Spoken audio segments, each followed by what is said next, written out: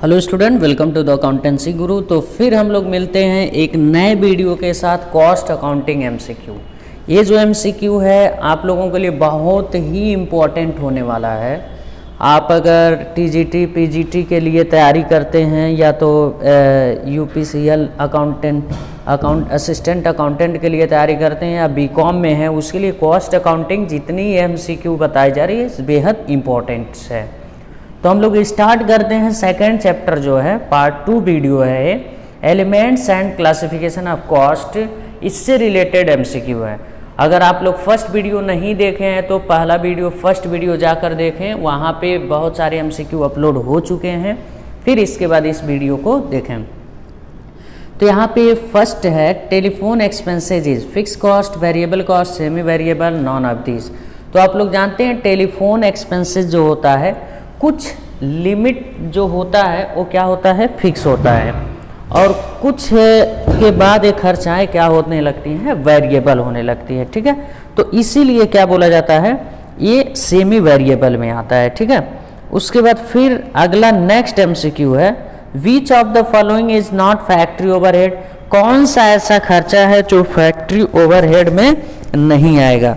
तो ऐसा खर्चा जो है फैक्ट्री ओवरहेड में नहीं आएगा, देखते हैं क्या क्या है। पहला है factory insurance, depreciation, salary, none of this. तो सैलरी हम लोगों के फैक्ट्री ओवरहेड में नहीं आता है, तो ऑप्शन सी सही हो जाएगा।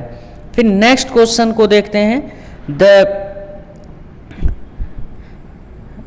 The best example of variable cost is interest on capital, expenses on material, wealth tax, none of this. तो बेस्ट एग्जाम्पल है किसका, वेरिएबल कॉस्ट का, भाई मटेरियल। अगर ज़्यादा प्रोडक्शन करोगे तो मटेरियल ज़्यादा लगेगा, कम प्रोडक्शन करोगे तो मटेरियल कम लगेगा, इसीलिए बेस्ट एग्जाम्पल हम लोगों का मटेरियल, यानी ऑप्शन बी सही हो जाएगा। फिर नेक्स्ट क्वेश्चन है, variable cost always remain fix, decrease with the increase production, fluctuate with the fluctuating in the value of production. यानी अगर variable, none of this, variable cost उसे कहा जाता है जब हमारा प्रोडक्शन फ्लैक्चुएट करेगा तो हमारा एक्सपेंसेस भी फ्लैक्चुएट करेगा। फिर अगला है all the variable expenses, direct expenses, indirect expenses, semi variable और नन ऑफ दिस। तो हम लोगों का डायरेक्ट एक्सपेंसेस जो भी होता है, डायरेक्ट लेबर हो, डायरेक्ट एक्सपेंसेस हो या तो डायरेक्ट मटेरियल हो, ये सब क्या होता है, वेरिएबल होता है। फिर नेक्स्ट पर आते हैं, नेक्स्ट जो है loss of material due to fire material as A. Option A है overhead, option D direct expenses, option C है नॉर्मल लॉस, ऑप्शन डी है नॉन ऑफ दिस। तो आप लोग जानते हैं अगर loss by fire, loss by theft and loss by accident के द्वारा अगर हमारा वेस्टेज होता है तो उसे या तो केयरलेस, एम्प्लॉय के केयरलेस की वजह से अगर कोई भी लॉस होता है तो उसे एबनॉर्मल लॉस बोला जाता है। तो एबनॉर्मल लॉस इसमें दिया नहीं, तो ऑप्शन डी हम लोगों का सही हो जाएगा। फिर लिखा है increase in total variable cost due to increase in fix cost, increase in sale, increase in production और नन ऑफ दिस। तो अगर हमारे टोटल वेरिएबल कॉस्ट में इंक्रीज होगा, इंक्रीज हमारे प्रोडक्शन में होगा तो हमारे टोटल वेरिएबल कॉस्ट में इंक्रीज होगा, ऑप्शन सी सही हो जाएगा। नेक्स्ट क्वेश्चन जो है, an example variable cost, interest on capital, direct material, depreciation on machine, और फिर इसके बाद है नन ऑफ दिस। तो आप लोग जानते हैं डायरेक्ट मटेरियल हम लोगों का वेरिएबल है।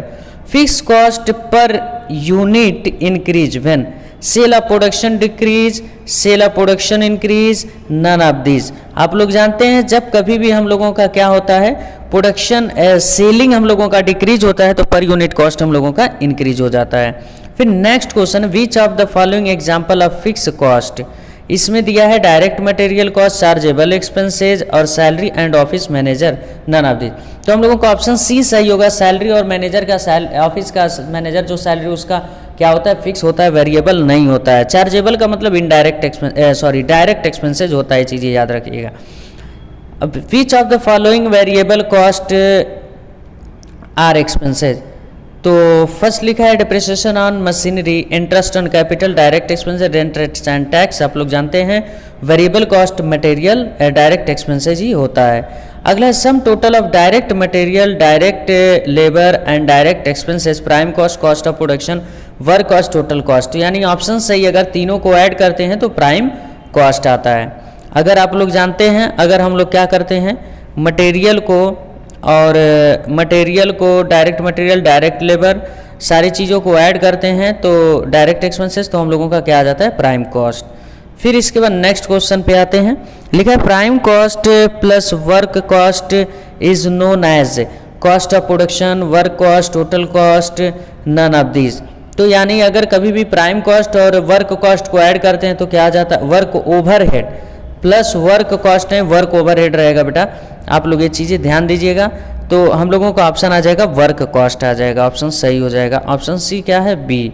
फिर लिखा है नेक्स्ट क्वेश्चन है which of the following not variable cost, यानी जो यहाँ पे दिया है कौन सा वेरिएबल कॉस्ट नहीं है। तो यहाँ पे देखिए क्या क्या है भाई, direct material, direct labour, direct expenses, depreciation on machine, यानी डिप्रिसिएशन मशीन पे वेरिएबल नहीं होता है। फिर next question, fix cost per unit increase when variable cost per unit increase, variable cost per unit decrease, production quantity increase, production quantity decrease. यानी यहाँ पर जो क्वेश्चन है हम लोगों का, fix cost per unit increase तब होगा जब प्रोडक्शन क्वांटिटी हम लोगों का डिक्रीज होगा। अगर जैसे मान लीजिए 10,000 का यूनिट मटेरियल लेकर आते हैं, 10,000 में आप 2,000 प्रॉफिट रख लो, 12,000 में पूरा बेचना है। अगर 8,000 यूनिट प्रोडक्शन होगा और वहीं पे अगर 5,000 यूनिट प्रोडक्शन होगा तो 5,000 यूनिट प्रोडक्शन होगा तब भी हमें 12,000 रुपये वसूली करना है। अगर 8,000 यूनिट होगा तब भी हमें 12,000 यूनिट अमाउंट वसूली करना है। तो अगर 8,000 होगा तो हमारा जो प्राइस होगा क्या होता है, डिवीजन हो जाता है, क्या हो जाता है, कम हो जाता है। फिर नेक्स्ट क्वेश्चन है variable cost is such cost chargeable with the change output, change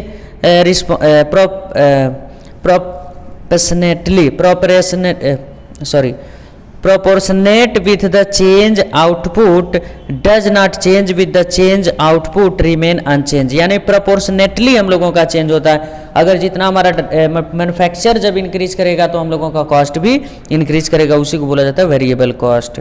और उसका which of the following work overhead, salary, drawing office salary, legal expenses, none of the. आप लोग जानते हैं यहाँ पे सैलरी लिखा है लेकिन फिर भी ये कहाँ जाता है, फैक्ट्री में जाता है, यानी ड्राइंग ऑफिस सैलरी सही हो जाएगा।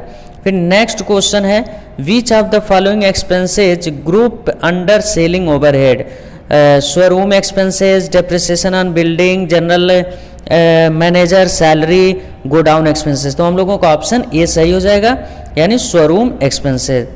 फिर नेक्स्ट क्वेश्चन है which of the following item not include in cost, यानी कौन सा ऐसा आइटम है जो हमारे कॉस्ट अकाउंटिंग करते समय कॉस्ट में इंक्लूड नहीं किया जाता है। ऑप्शन है office rent, depreciation on furniture, warehouse rent, share transfer. तो शेयर ट्रांसफर आप लोग जानते हैं गुड्स को, कभी भी आप कॉस्ट शीट पढ़े होंगे तो आपको याद होगा वहाँ पे शेयर ट्रांसफर ऐसा कुछ नहीं होता है। ऑप्शन डी सही हो जाएगा।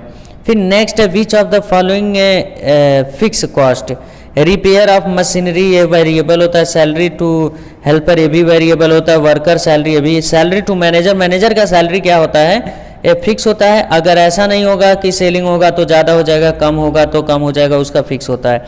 Total sum of indirect material, production labour and work को अगर ऐड कर देते हैं तो हमारा क्या आ जाता है, वर्क कॉस्ट, यानी prime cost, work cost, cost of production, total cost. तो यानी ऑप्शन बी सही है, वर्क कॉस्ट। फिर लिखा है including in prime cost, prime cost में क्या इंक्लूड होता है, direct material, direct labour, direct expenses, सारा ऑल ऑफ दीज, यानी तीनों ऐड होता है, ऑल ऑफ दीज ऑप्शन सही हो जाएगा।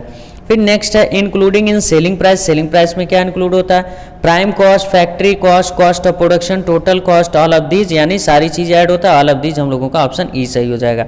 Controllable cost is variable cost, fixed cost, semi variable cost, none of these. हम लोग कंट्रोल केवल जो वेरिएबल कॉस्ट होता है मटेरियल, लेबर और डायरेक्ट एक्सपेंसेस पे ही कंट्रोल कर सकते हैं और सारे खर्चाए पर नहीं कर सकते हैं। फिर लिखा है increase to total variable cost due to increase in sale, increase in fix cost, increase in production और नन ऑफ दीज, यानी जब हम प्रोडक्शन में बढ़ाएंगे तो हमारे वेरिएबल कॉस्ट में क्या होगा, ज़्यादा होगा, मटेरियल भी ज़्यादा, लेबर और डायरेक्ट एक्सपेंसेस भी ज़्यादा हो जाएगा। उसके बाद all the variable expenses are indirect expenses, direct expenses, distribution overhead, selling overhead. आप लोग जानते हैं सारे वेरिएबल वही होते हैं जो हमारे डायरेक्ट एक्सपेंसेस होते हैं। फिर next one semi variable cost, option A दिया है fix cost, variable cost, partly fixed cost, partly variable. तो आप लोग जानते हैं ऑप्शन सी सही हो जाएगा, पार्सली वेरिएबल और पार्सली फिक्स। अब नेक्स्ट क्वेश्चन पे आते हैं, loss of material due to fire, normal loss, abnormal loss, business loss, none of these. आप लोग जानते हैं अगर loss by theft, loss by fire, loss by accident और लॉस बाय केयरलेस एम्प्लॉय की वजह से अगर कोई भी लॉस होता है तो हमारे एब नॉर्मल लॉस में आ जाता है। फिर नेक्स्ट देखिए, all the following expenses are factory overhead except, और factory insurance, depreciation, drawing office expenses, salary, यानी सैलरी हमारे फैक्ट्री ओवरहेड में नहीं जाता, ऑप्शन डी सही हो जाएगा। उसके बाद है per unit variable cost always remain, fixed cost, variable cost, semi variable cost, none of these, यानी जो हम लोगों का फिक्स कॉस्ट का पर यूनिट ऑलवेज क्या होता है, फिक्स होता है। फिर नेक्स्ट क्वेश्चन पे आते हैं, लिखा है which of the following not include in cost, rent of warehouse, share of forfeiture, office rent, depreciation. आप लोग जानते हैं रेंट भी आता है, ऑफिस रेंट भी आता है और डिप्रिसिएशन भी आता है, शेयर फॉरफीचर नहीं आता है। फिर नेक्स्ट है संक कॉस्ट, संक कॉस्ट क्या होता है, future cost, relevant for decision making, not relevant for decision making, future cost, यानी हम लोग कोई स्पेशल डिसीजन अगर लेना चाहते हैं तो मैनेजमेंट को एक्सपर्ट से हम डिसीजन लेते हैं, उस पर जो खर्चा होता है उसे संक कॉस्ट बोला जाता है। फिर नेक्स्ट क्वेश्चन है cost classification can be 2, 3, 5 several, यानी सेवरल में जैसे हमारा जैसे आवश्यकता होता है उसी के हिसाब से हम लोग डिस्ट्रीब्यूट करते हैं, ऑप्शन डी सही हो जाएगा। फिर नेक्स्ट क्वेश्चन देखते हैं, नेक्स्ट क्वेश्चन जो है interest on capital payment of which not made is an example, input cost, sunk cost, management cost, opportunity cost.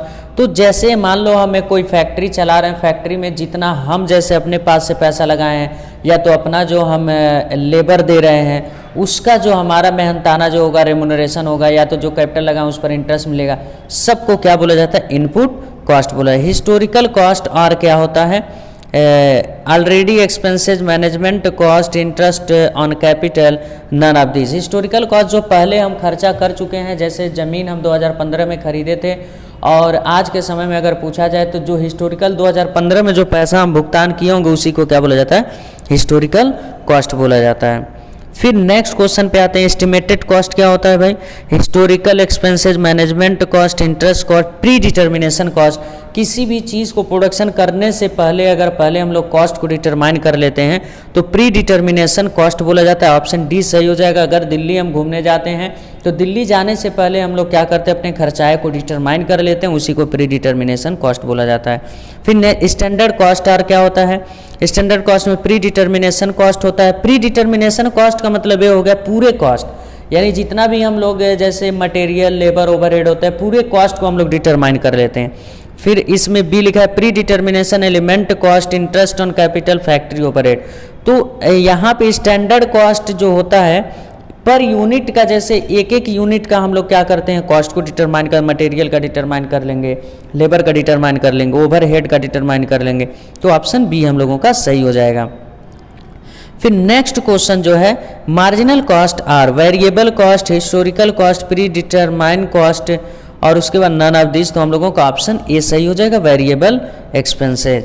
फिर नेक्स्ट रिप्लेसमेंट कॉस्ट क्या होता है भाई, डायरेक्ट मटेरियल, फिर है इनडायरेक्ट मटेरियल, फिर है overhead, replacement cost of assets, यानी कभी भी रिप्लेसमेंट कॉस्ट ऑफ एसेट्स हम लोग करते हैं उस पर जो खर्चा होगा उसी को बोला जाता है रिप्लेसमेंट कॉस्ट। जैसे हमारे फैक्ट्री मशीन है, अगर उसको रिप्लेसमेंट करते हैं जितनी खर्चाएं लगते हैं रिप्लेसमेंट कॉस्ट बोला जाता है। अपॉर्चुनिटी कॉस्ट में potential benefit, material cost, overhead, none of this, तो पोटेंशियल बेनिफिट हम लोगों का ऑप्शन सही हो जाएगा। फिर इसके बाद नेक्स्ट क्वेश्चन है shutdown cost are historical cost, material cost, expenses in the time of shutdown और नॉन ऑफ दिस, यानी एक्सपेंसेस शट डाउन टाइम पे बिजनेस में, जैसे अगर बिजनेस हमारे लॉकडाउन लग गया उस पर जो खर्चा होता है सब शट डाउन कॉस्ट बोला जाता है। उसके बाद फिर नेक्स्ट क्वेश्चन जो है रिलेवेंट कॉस्ट और special management, manager decision making, output, managerial cost, labour cost, none of this. अगर हम लोग स्पेशल कोई मैनेजरियल डिसीजन मेकिंग पर हम लोग कोई खर्चा करते हैं तो उसे क्या बोला जाता है, रिलेवेंट कॉस्ट बोला जाता है। फिर नेक्स्ट क्वेश्चन है social responsibility cost our society cost, welfare cost, social entertainment cost, all of these, यानी सोसाइटी में जो भी किसी भी प्रकार के हम खर्चाएँ करते हैं, इंटरटेनमेंट के हो या सोशल वेलफेयर के लिए हो, गरीब के लिए हो, तो हमें सब किस में आता है, वेलफेयर कॉस्ट में ही आता है। सोशल वेलफेयर में सोसाइटी के लिए जो खर्चा करते हैं तो ऑल ऑफ दीज हो जाएगा। फिर next cost accounting start in India 1999, 1949, 1930 और 1944। हमारे इंडिया में कॉस्ट अकाउंटिंग 1944 में स्टार्ट हुआ था। ठीक है।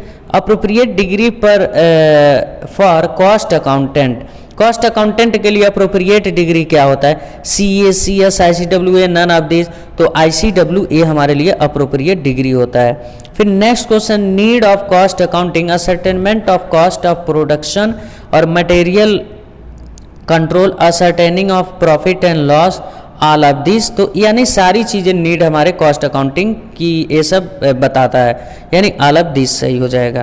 तो आप लोग यहाँ तक आप लोग वीडियो अच्छे से देख लीजिए। अगर नए चैनल पे आए हैं तो आप लोग अपने दोस्तों के पास ज़्यादा से ज़्यादा शेयर करिए और फिर मिलते हैं नए वीडियो के साथ।